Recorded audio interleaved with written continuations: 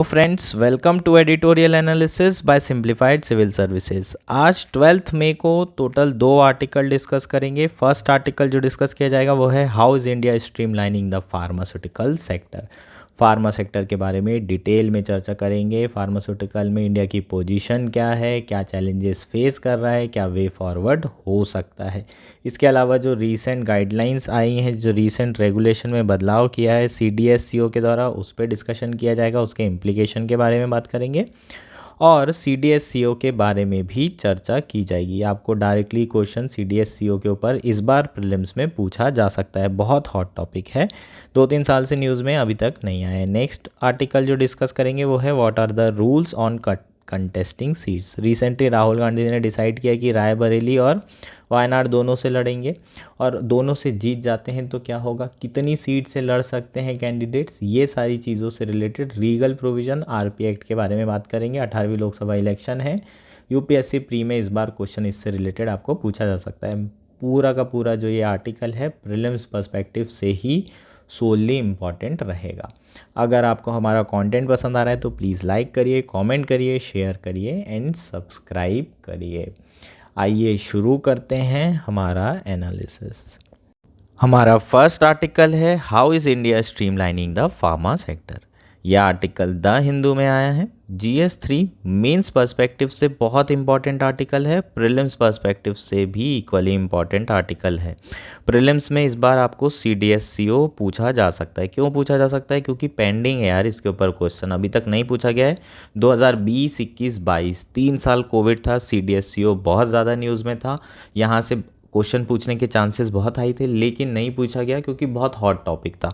अभी सब लोग भूल चुके हैं, चांसेस हाई हैं कि इस बार CDSCO के ऊपर क्वेश्चन आए। तो CDSCO के बारे में अलग से बात करेंगे, प्रीलिम्स एस्पेक्ट कवर करेंगे। Central drug standard control organisation, ठीक। अभी जो रिसेंटली CDSCO ने रेगुलेशन को चेंज किया है, थोड़ा रेगुलेशन बदला है, उसके ऊपर भी बात करेंगे। हालांकि हो सकता है कि जो रीसेंट डेवलपमेंट हो वो आपको 2024 के प्री में दिखाई ना दे, लेकिन 25 के लिए इंपॉर्टेंट होगा। तो ये सारे एस्पेक्ट कवर करेंगे, प्रीलिम्स पर्सपेक्टिव पूरा कवर करेंगे। मेंस पर्सपेक्टिव से बहुत इंपॉर्टेंट आर्टिकल है, मेंस में आपको पूछा जा सकता है, पेंडिंग है क्योंकि न्यूज़ में तो है ही इंडिया का फार्मा सेक्टर, तो मेंस में भी इस बार आपको क्वेश्चन दिख सकता है 2024 के। कैसा क्वेश्चन आ सकता है? If India wants to continue being the pharmacy of the world then it needs to make its pharmaceutical industry robust, resilient and responsive.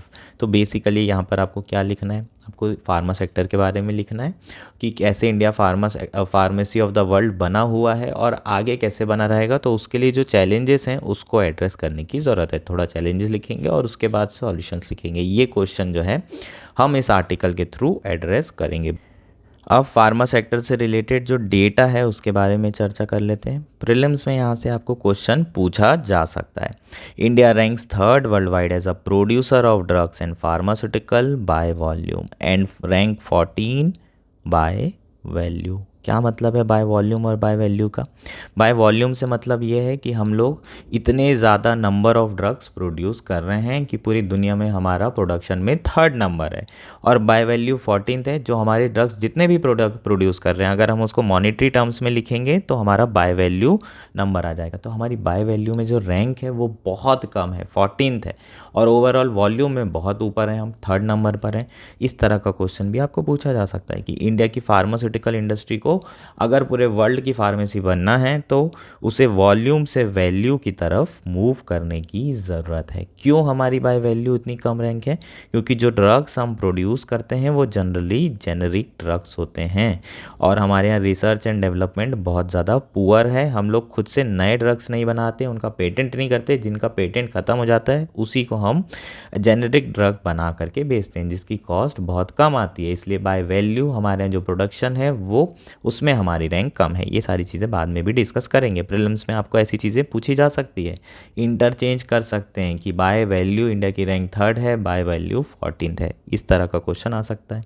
India का जो फार्मास्यूटिकल इंडस्ट्री है वो पूरे वर्ल्ड में जो है सबसे बड़ी प्रोड्यूसर है वैक्सीन की। 62% of global demand for vaccine India का फार्मास्यूटिकल सेक्टर क्या कर रहा है? फुलफिल कर रहा है। लीडिंग सप्लायर है DPT वैक्सीन का, BCG जो कि TB के लिए वैक्सीन बनाई जाती है और मीसल्स वैक्सीन का। WHO जितनी भी वैक्सीन टोटल डिस्ट्रीब्यूट करता है उसमें 70% वैक्सीन कहाँ से सोर्स की जा रही है, इंडिया से सोर्स की जा रही है। ओवरऑल अगर आप मार्केट की बात करें तो इंडिया का फार्मास्यूटिकल सेक्टर अभी $50 बिलियन का ऑलरेडी हो चुका है। पूरे वर्ल्ड में सबसे ज़्यादा जेनेरिक ड्रग अगर कहीं प्रोड्यूस होता है तो वो इंडिया में होता है। India rank first in production of generic drug. ये सारे फैक्ट्स आपको याद रखने हैं, सारी चीज़ें आपको यूपीएससी में पूछी जा सकती। तो largest vaccine India, largest manufacture of generic drug India, rank third in overall production by volume, rank 14 in overall production by value. ये सारे फैक्ट याद रखोगे, सारी चीज़ें आपको यूपीएससी प्रीलिम्स में इस बार आ सकती है। अब फार्मास्यूटिकल सेक्टर से रिलेटेड चैलेंजेस के बारे में बात कर लेते हैं। पहला चैलेंज ऑलरेडी मैं डिस्कस कर चुका हूँ, lack of capability in innovation space. India का जो फार्मास्यूटिकल सेक्टर है वो रिसर्च और डेवलपमेंट में बिलीव बिल्कुल भी नहीं करता है, वो कॉपी और पेस्ट करने में बिलीव करता है। क्या मतलब है इसका? इसका मतलब ये है कि हम रिसर्च एंड डेवलपमेंट पे फोकस बिल्कुल नहीं कर रहे हैं, ना पैसा खर्चा कर रहे हैं। क्या करते हैं? वेट करते हैं। जो ऑलरेडी पेटेंटेड ड्रग है, जैसे ही उसके 20 साल ख़त्म होंगे उन ड्रग की रिवर्स इंजीनियरिंग की जाएगी और उसका जेनेरिक वर्जन बनाया जाएगा और उसके बाद पूरी दुनिया में उसे सस्ते प्राइसेस में क्या करेंगे? एक्सपोर्ट करेंगे। यही इंडिया जो है, इसी तरीके से इंडिया का फार्मास्यूटिकल अभी तक के चलता आया है, ऑपरेट हो रहा है। इसको चेंज करने की ज़रूरत है। अगर हमें बाय वॉल्यूम से वैल्यू की तरफ मूव करना है तो रिसर्च एंड डेवलपमेंट में फोकस करना पड़ेगा। R&D होगी, नए ड्रग्स बनेंगे, उसके पेटेंट लिए जाएंगे और उससे ओवरऑल इंडस्ट्री को भी फ़ायदा होगा और जो नए ड्रग बनेंगे उससे हेल्थ सेक्टर को भी बेनिफिट होगा, लोकल पीपल को भी बेनिफिट होगा। तो ये एक बहुत बड़ा इशू है जो इंडिया फार्मास्यूटिकल इंडस्ट्री फेस कर रही है। दूसरा क्या इशू फेस कर रही है? Dependence on other nation for raw material. API बहुत ज़्यादा न्यूज़ में था, एक्टिव फार्मास्यूटिकल इंग्रेडिएंट्स। जब इंडिया और चाइना का गलवान वैल्यू वाला इशू हुआ था, लद्दाख कन्फ्लिक्ट हुआ था, तो API बहुत ज़्यादा न्यूज़ में आ गया था। क्यों आ गया था? क्योंकि एक्टिव फार्मास्यूटिकल इंग्रेडिएंट्स जिसके कारण ही थेरेपेटिक वैल्यू मिलती है आपके ड्रग को, वो सारा का सारा कहाँ से आता है? चाइना से आता है। 70% API जो है चाइना से इंपोर्ट करते हैं। इंडिया जो है चाहते हुए भी जो चाइना है उसके साथ ट्रेडिंग ख़त्म नहीं कर सकता, क्योंकि ऐसे कई सारे आइटम हैं जिस पे हम चाइना में रिलाई करते हैं। और उस समय फार्मास्यूटिकल सेक्टर बहुत घबराया हुआ था जब हुई, तो उन्हें लगा कि यार API नहीं आएगा तो हमारा पूरा धंधा चौपट हो जाएगा। तो हमारे जो डिपेंडेंस है रॉ मटेरियल के लिए अदर कंट्रीज़ के ऊपर, ये एक बहुत बड़ा चैलेंज फेस करना पड़ रहा है। इसके अलावा क्या है? Hostile competition. बाकी कंट्री से कंपटीशन बहुत ज़्यादा है। जर्मनी ऑलरेडी इस्टेब्लिश्ड है, बाय वैल्यू अगर देखें तो सबसे ज़्यादा टॉप पर आपका जर्मनी है। इसके अलावा जापान हो गया, चाइना हो गया, इज़राइल हो गया, और ये सारी कंट्री से भी इंडिया का फार्मास्यूटिकल सेक्टर को बहुत ज़्यादा चैलेंजेस और कंपटीशन फेस करना पड़ता है। इन लोग लॉबिंग करते हैं। नेक्स्ट चैलेंज क्या है? Quality issue. इंडिया में जो ड्रग्स बनाए जा रहे हैं वो सब स्टैंडर्ड क्वालिटी के ड्रग्स हैं और यही ड्रग को एक्सपोर्ट कर दिया जा रहा है और बहुत ज़्यादा चैलेंजेस फेस करना पड़ रहा है हमें ग्लोबली भी। इंडिया की बहुत ज़्यादा बेइज्जती भी हो रही है, उसके इंसिडेंट्स के बारे में भी अभी बात करूँगा। मेन आर्टिकल इसी चीज़ों पर आया है। और इसके अलावा यही सब स्टैंडर्ड ड्रग्स इंडिया की पॉपुलेशन को भी दिया जा रहा है, तो उनको भी हेल्थ इश्यूज़ फेस करना पड़ रहा है। तो ये एक बहुत बड़ा चैलेंज है क्वालिटी से रिलेटेड। नेक्स्ट क्या है? नेक्स्ट है lack of stable pricing and policy environment. जो गवर्नमेंट ऑफ इंडिया है वो एसेंशियल ड्रग की जो प्राइसिंग है उसको कंट्रोल करना चाहती है। बार बार नए नए ऑर्डर लाए जा रहे हैं, उसके कारण जो पॉलिसी एनवायरनमेंट है वो स्टेबल नहीं है। अब बाहर से कोई बड़ी कंपनी जो है इंडिया में आना चाहती होगी और यहाँ पर अगर जो ड्रग्स हैं उसकी प्राइस को कंट्रोल किया जाएगा तो वो यहाँ पर आएंगे नहीं, क्योंकि उनका जो प्रॉफिट मार्जिन है वो कम हो जाएगा। और ये कंपनी मान लो रिसर्च करने वाली कंपनी है, नए नए ड्रग इंट्रोड्यूस करने वाली कंपनी है, तो वो भी नहीं आएगी। तो हमारा जो बाय वॉल्यूम से वैल्यू तक जाने वाला सफ़र था वो भी पूरा नहीं होगा। तो कहीं ना कहीं इसे भी एड्रेस करने की ज़रूरत है। इसके अलावा जो इंडिया का पेटेंट फ्रेमवर्क है वो भी बहुत अच्छा नहीं है। इसको भी जो है इसमें भी बहुत सारे इश्यूज़ हैं। जो भी ड्रग्स होते हैं जो कि पेटेंट ड्रग होते हैं वो इंडिया में इंट्रोड्यूस नहीं किए जा रहे हैं। क्यों नहीं किए जा रहे हैं? क्योंकि इंडिया में जो पेटेंटिंग लॉज हैं, 2005 का पेटेंट एक्ट है, उसमें कंपलसरी लाइसेंसिंग की बात की गई है। और कंपलसरी लाइसेंसिंग में क्या किया जाता है, जो पेटेंट ड्रग है उसको जेनेरिक ड्रग में कन्वर्ट कर दिया जाता है। कंपलसरी लाइसेंस दे दिया जाता है जो लोकल मैन्युफैक्चर है कि आप इसकी रिवर्स इंजीनियरिंग करिए और इससे जेनेरिक ड्रग बनाइए, क्योंकि इसकी कॉस्ट बहुत ज़्यादा है। ऐसे में जो बाहर से बड़ी बड़ी कंपनियां हैं जो रिसर्च करती है और जिनके ड्रग पेटेंट वाले ड्रग हैं वो इंडिया में इंट्रोड्यूस नहीं हो रहे हैं, तो लोकल लोगों को ऐसे ड्रग नहीं मिल पा रहे हैं जिसकी बहुत ज़्यादा उन्हें नीड है, क्योंकि इंडिया का पेटेंट फ्रेमवर्क उतना बढ़िया नहीं है। तो इस तरह के कुछ चैलेंजेस इंडिया की फार्मास्यूटिकल इंडस्ट्री को फेस करना पड़ रहा है। अब ये हमारा जो है मेंस वाला एस्पेक्ट कंप्लीट होता है। अब स्पेसिफिकली जो प्रीलिम्स और आर्टिकल में चीज़ें आई हैं उसके बारे में बात करते हैं। आर्टिकल में क्या आया है, क्यों आया है, उसे चर्चा करते हैं। इंडिया के drug regulator the central drug standard control organisation has withdrawn power delegated to state licensing authority to issue NOC no objection certificate for manufacture of unapproved ban or new drug for export purposes.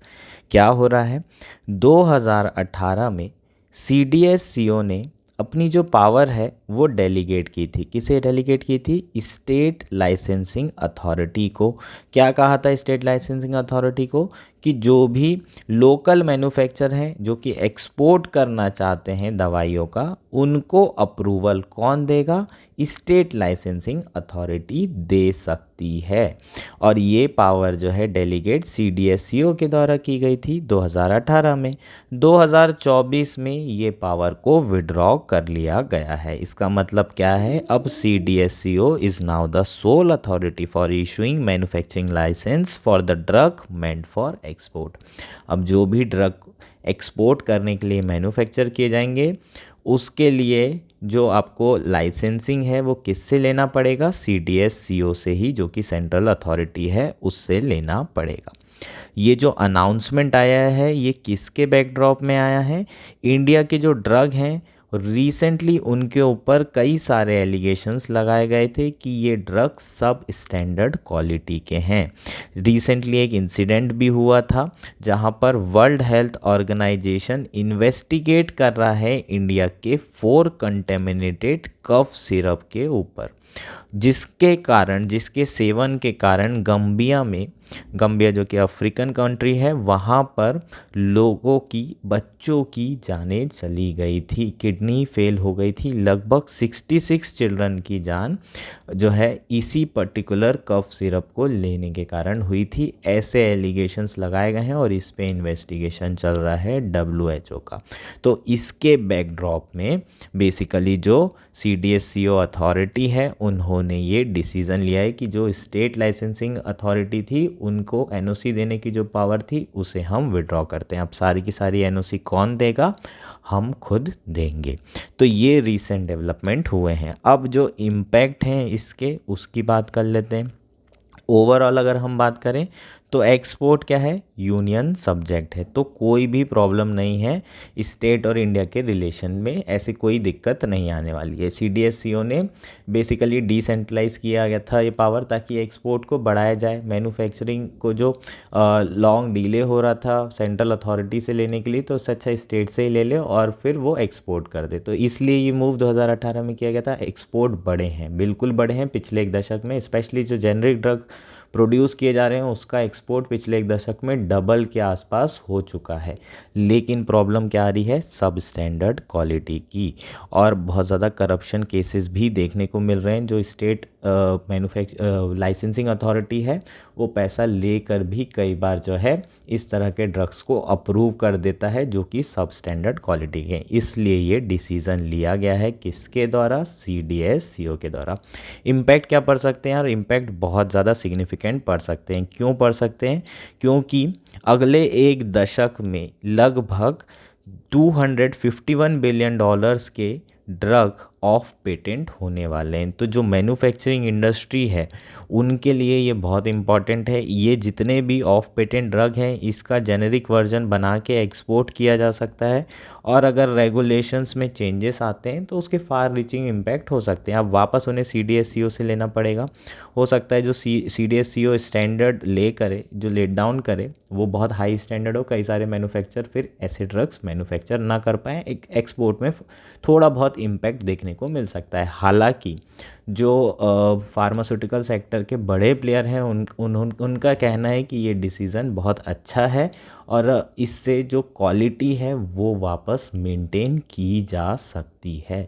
तो overall देखें तो इससे pharmaceutical sector को फ़ायदा ही होगा।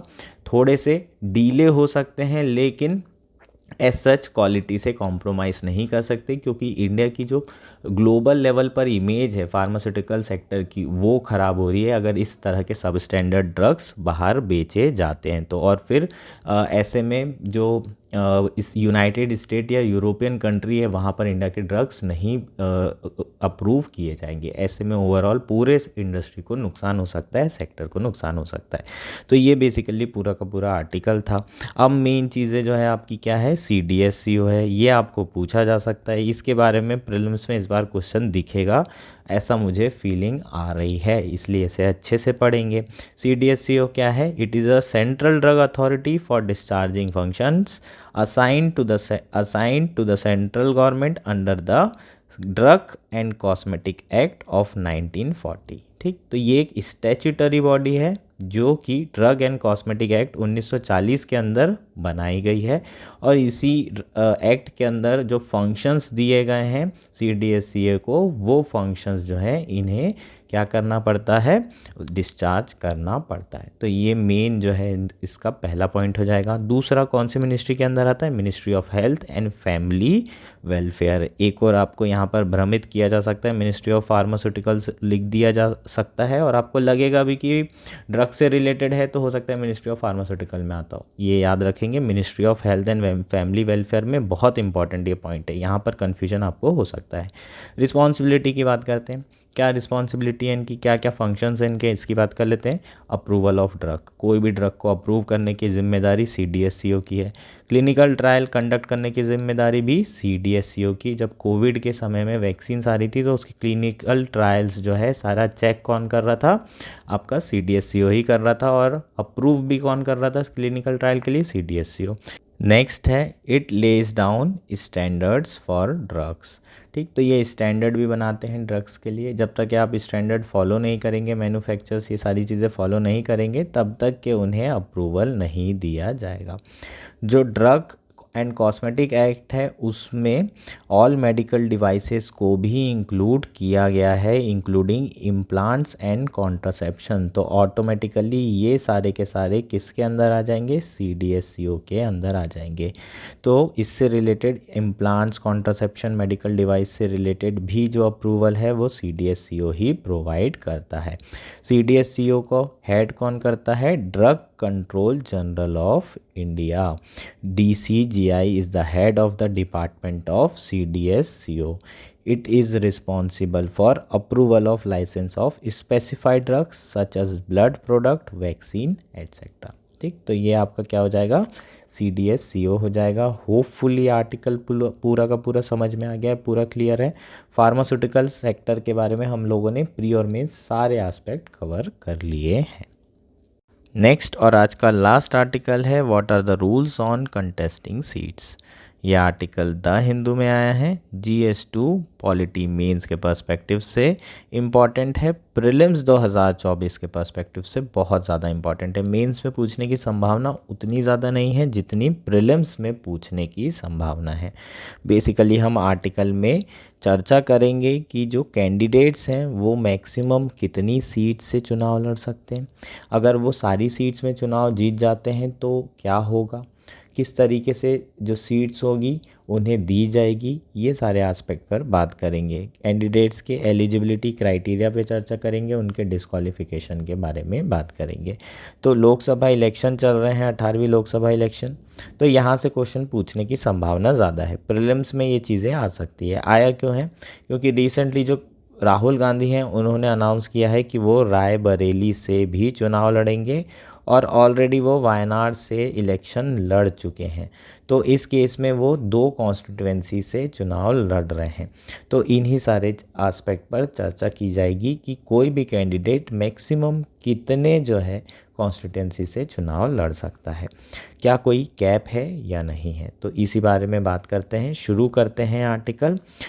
A subsection 33(7) of the RPA allowing a candidate to contest from 2 seats was introduced through an amendment in 1996, prior to which there was no bar on the candidate of constituency from which a candidate could contest। क्या कह रहा है, RPA 1951 act में sub section 33(7) introduce किया गया 1996 में, जिसके अंदर एक कैंडिडेट के ऊपर कैप लगा दिया गया कि वो मैक्सिमम 2 कॉन्स्टिट्यूएंसी से 2 सीट से ही खड़ा हो सकता है। 1996 के पहले अगर हम बात करें तो ऐसा कोई कैप नहीं थी। इसका मतलब कोई भी candidate 1 seat, 2 seat, 3 seat, 4 seat, 100 seat, 500 seat, 1000 seat, जितनी नहीं है उससे ज़्यादा सीट सबसे खड़ा अकेला हो सकता था। सारी सीट में भी जीत जाता तो भी उसको सिर्फ एक ही सीट मिलती।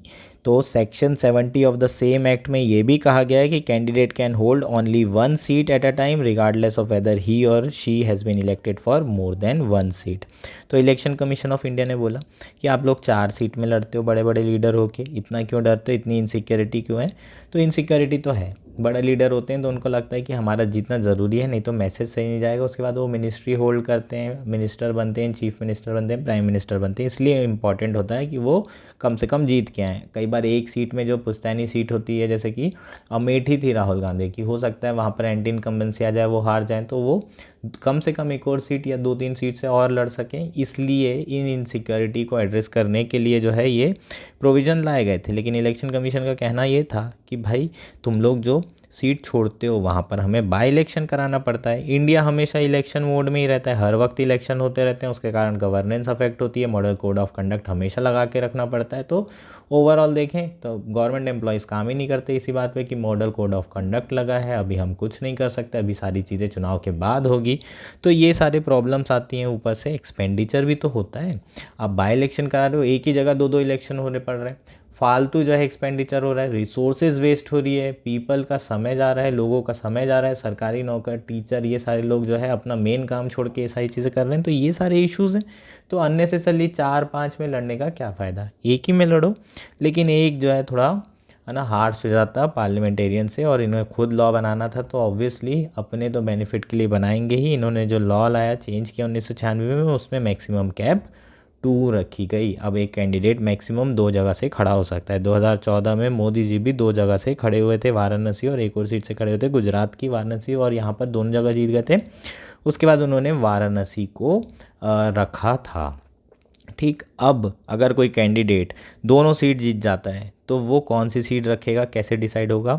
सेक्शन 70 ऑफ आरपीए 1951 में ही ये चीज़ दी हुई है कि अगर आप दोनों सीट से इलेक्ट हो जाते हो तो 14 दिन के अंदर, जिस दिन रिजल्ट आएगा उससे 14 दिन के भीतर में इलेक्शन कमीशन ऑफ इंडिया को आपको कम्युनिकेट करना पड़ेगा कि आप कौन सी सीट से रिज़ाइन कर रहे हैं।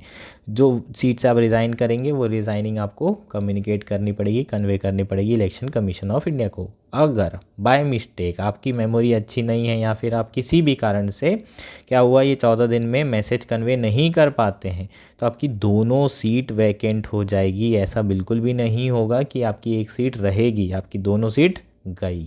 इसलिए ये मिस्टेक नहीं करेंगे, ये प्रोविज़न याद रखना बहुत ज़्यादा ज़रूरी है।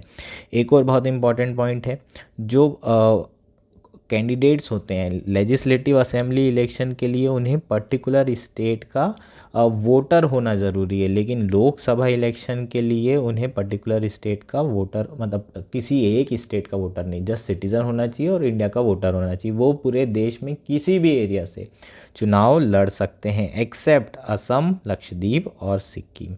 ये 3 जगह को छोड़ करके किसी भी जगह से, किसी भी कॉन्स्टिट्यूंसी से पूरे इंडिया की चुनाव लड़ा जा सकता है लोकसभा सीट में। ठीक, इसके अलावा मिनिमम एज क्या है लोकसभा में चुनाव लड़ने की, 25 साल है। असेंबली पोल में भी लड़ने की 25 साल है। राज्यसभा में कितनी है, ये 30 साल है। तो ये सारी चीज़ें आपको वैसे भी पता होगी, कोई स्पेसिफिकली क्राइटेरिया नहीं है कि एजुकेटेड होना चाहिए ना, कोई भी चुनाव लड़ सकता है। आप चाहो चुनाव लड़ सकते हो, बस 25 साल आपकी उम्र होनी चाहिए। अच्छा, डिस्क्वालिफिकेशन कैसे होता है? अगर कोई भी जो मेंबर ऑफ पार्लियामेंट है वो ऑफिस ऑफ प्रॉफिट होल्ड कर रहा है under the government of India, तो उसी वक्त जो है उसे डिस्क्वालीफाई किया जाएगा। जया बच्चन केस, अगर आपको याद हो तो, नहीं है तो कोई बात नहीं। दूसरा, अगर वो अनसाउंड माइंड का है या फिर जो है इंसॉल्वेंट हो चुका है, तो इस केस में भी उसे क्या किया जाएगा? डिस्क्वालीफाइड किया जा सकता है। फॉरेन स्टेट की सिटीजनशिप ले ले तब भी हम उसे डिस्क्वालीफाई कर सकते हैं। और अगर उसे 2 साल से अधिक की सज़ा हो जाती है, किसी भी क्राइम में 2 साल से अधिक की सज़ा होती है, तो भी उसे डिस्क्वालीफाई किया जा सकता है। और ये वाला जो डिस्क्वालिफिकेशन से रिलेटेड चीज़ें हैं ये पूछी जा सकती, क्योंकि राहुल गांधी को डिस्क्वालीफाई किया गया था 2 साल से अधिक की उन्हें सज़ा हुई थी। 2 साल की सज़ा होती है तो आपको डिस्क्वालीफाई कर दिया जाता है और आप चुनाव भी नहीं लड़ सकते, हालांकि सुप्रीम कोर्ट ने उसमें स्टे लगा दिया था। तो ये बेसिकली हमारा क्या था, पूरा का पूरा आर्टिकल था। होपफुली ये सारी चीज़ें क्लियर है। प्रीलिम्स पर्सपेक्टिव से यार सारी चीज़ें इंपॉर्टेंट है। RPA section 8, 1, 2, 3, 4 Thomas lily case एक बार ज़रूर पढ़ के जाएं, यहाँ से आपको प्रीलिम्स में इस बार क्वेश्चन पूछा जा सकता है। That's it for today. Thank you and enjoy your day.